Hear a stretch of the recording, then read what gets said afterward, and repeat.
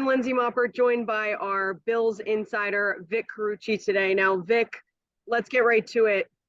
We saw this earlier. According to Ian Rappaport, the Bills are one of at least 3 teams that are planning to host offensive tackle Darnell Wright from Tennessee in one of their 30 players that they can host. How does this visit, what does that mean to you, or how is this visit significant looking at last year's performance from those other guys?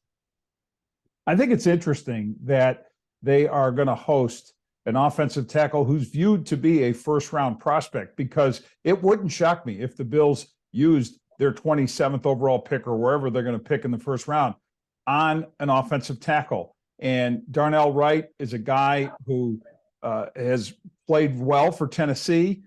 He's been a full starter for 4 seasons there. And I think when you think of the offensive line struggles, pass protection was a big part of it. Yes, they went into free agency and picked up a couple of guards to help their interior line play where they needed help.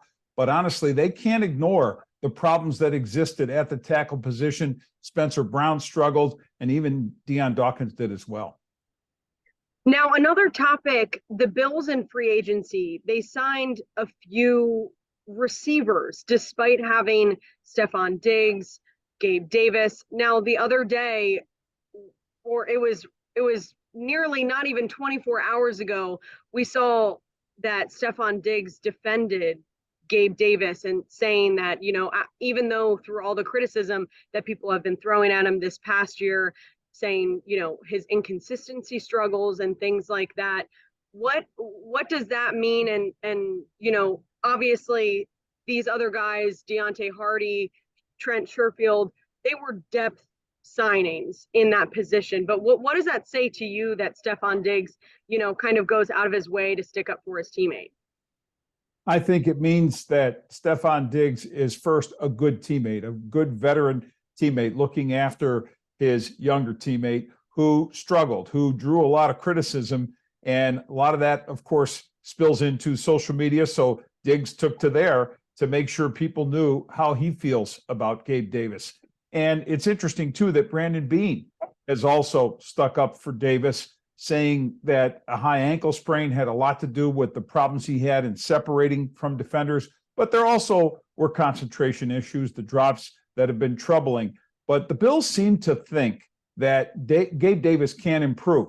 I don't know that I'd be surprised if they invested a premium draft pick in a receiver. They could still do that.